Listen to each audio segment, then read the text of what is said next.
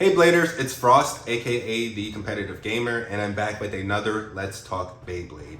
Alright, so before we get started, yes, I'm going to say it. If you like these videos, please be sure to like, subscribe, and all of that other good stuff.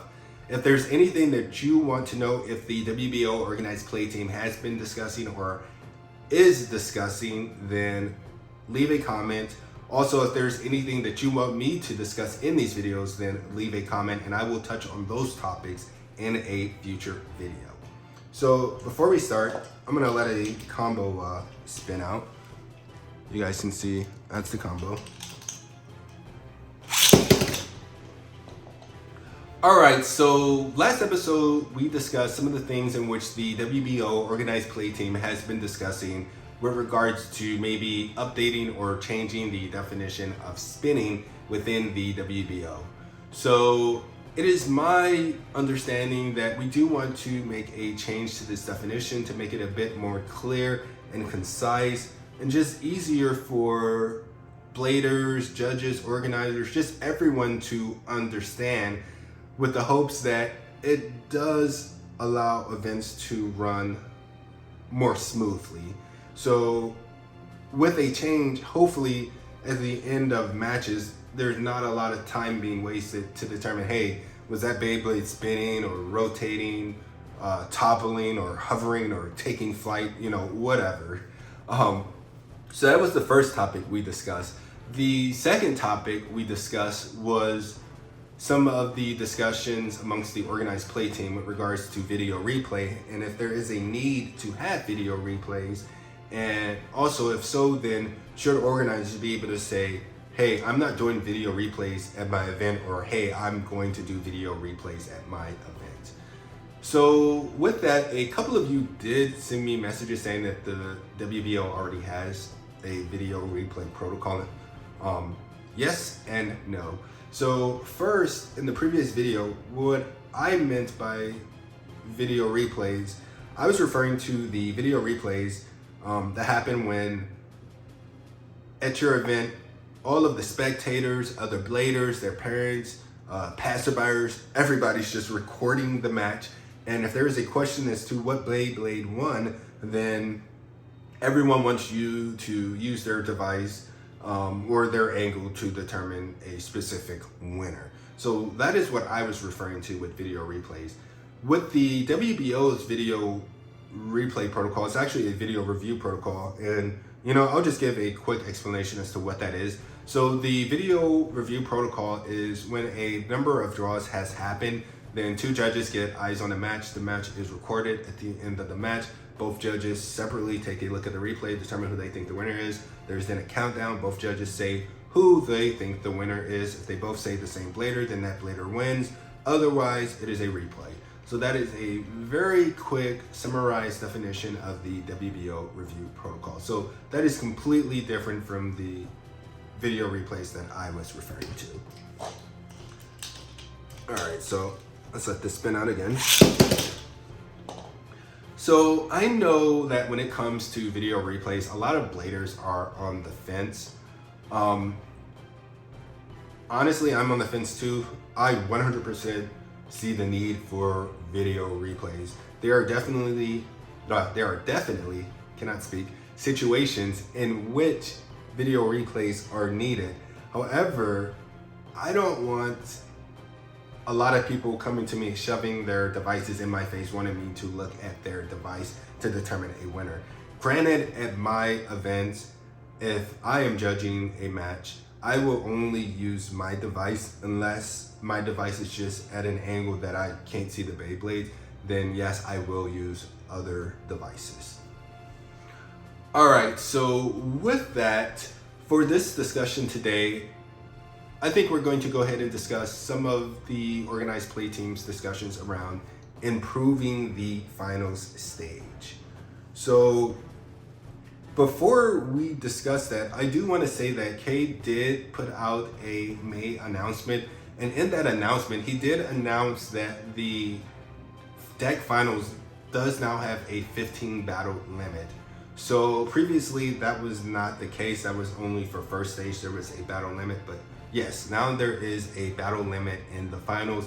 So anyone who has not seen that announcement, I do suggest that you go and take a look at that announcement. And I mention that as that was part of our discussions on ways in which we could probably make improvements to the final stage.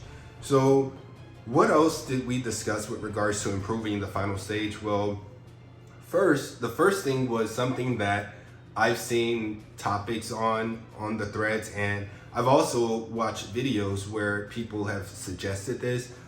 Just recently, I did watch 4Gaming's discussion. I think it's called 4Gaming Beyblade discussion. Your videos are a bit long, bro, but it is very good content, and I do suggest that everyone checks out his content. All right, so what was that? It was introducing a repick on ties, and our discussions around that were, I'm gonna say, pretty brief. So for the most part, the understanding was that introducing something like that would take away the advantage that the loser has on the switch. So when you lose, you get to choose switch or replay. So if you introduced a tie repick, then that would definitely take away that advantage. Now the next thing that we sort of discussed, and let's let this Beyblade spin out again.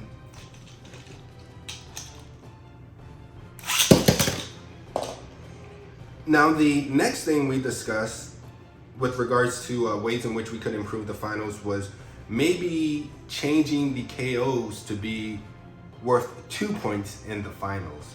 I am fairly new to Beyblade, but something that was discussed was that in other formats, some of the events used to have a 1 point KO, and now there is a 2 point KO. So that is a reason that we can sort of, or that was a reason discussed in which this is a good idea.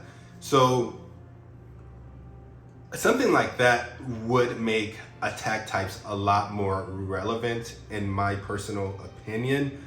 At least in my area, the scene is completely overrun with stamina types.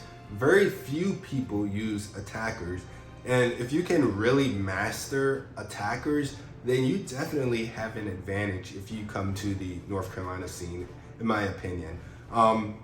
If you watch some of my older videos, you'll notice that in deck format, I always try to have an attacker. Even when I go to tournaments, I do try to always maybe switch in an attacker every couple rounds. And there's really only a handful of people in this area who use attack types. And so Fireblader, recently Breaker Bahamut's been coming to tournaments. They use attack types and they do really well in the tournaments using those. So yeah, I think changing the KO to 2 points in the finals would definitely add in a way to essentially speed up the finals. Granted, people do go with Beyblades that can get KOs. And I'll also say that I do believe it would make attackers a lot more relevant.